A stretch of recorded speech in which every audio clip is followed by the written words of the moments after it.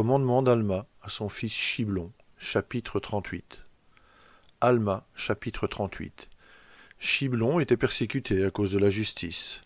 Le salut est dans le Christ, qui est la vie et la lumière du monde. Tenez toutes vos passions en bride, vers -74 avant Jésus-Christ. Mon fils, prête l'oreille à mes paroles, car je te dis, comme j'ai dit à Élaman, que si tu gardes les commandements de Dieu, tu prospéreras dans le pays, et si tu ne gardes pas les commandements de Dieu, tu seras retranché de sa présence.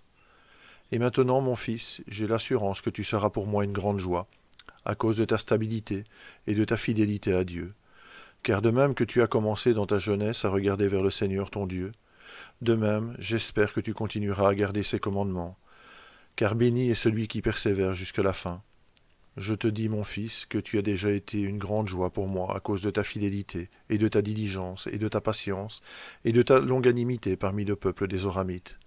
Car je sais que tu as été dans les liens, oui, et je sais aussi que tu as été lapidé pour l'amour de la parole, et tu as supporté tout cela avec patience, parce que le Seigneur était avec toi, et maintenant tu sais que le Seigneur t'a délivré.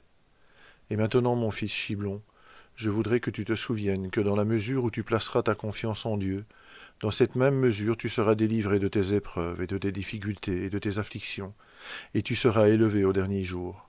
Or, mon fils, je ne voudrais pas que tu penses que je connais ces choses par moi-même, mais c'est l'Esprit de Dieu qui est en moi qui me fait connaître ces choses.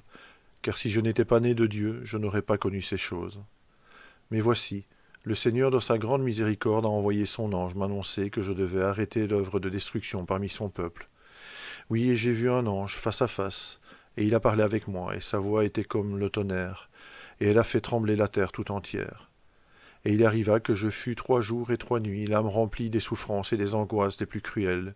Et ce ne fut que lorsque je criai au Seigneur Jésus-Christ pour implorer miséricorde, que je reçus le pardon de mes péchés. Mais voici, je criai vers lui, et je trouvai la paix pour mon âme.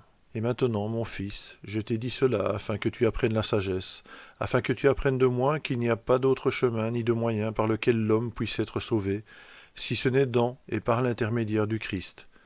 Voici, il est la vie et la lumière du monde, voici, il est la parole de vérité et de justice.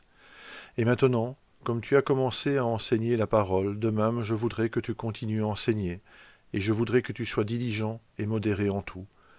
Veille à ne pas être enflé dans l'orgueil, oui, veille à ne pas te vanter de ta sagesse, ni de ta grande force.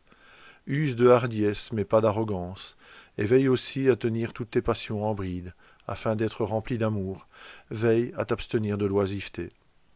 Ne prie pas comme font les Oramites, car tu as vu qu'ils prient pour être entendus des hommes et pour être loués pour leur sagesse. Ne dis pas, ô Dieu, je te remercie de ce que nous sommes meilleurs que nos frères, mais dis plutôt, ô Seigneur, pardonne mon indignité, et souviens-toi de mes frères avec miséricorde. Oui, reconnais en tout temps ton indignité devant Dieu. Et que le Seigneur bénisse ton âme et te reçoive au dernier jour dans son royaume, pour t'asseoir en paix. Or, va, mon fils, et enseigne la parole à ce peuple. Sois sérieux, mon fils. Adieu.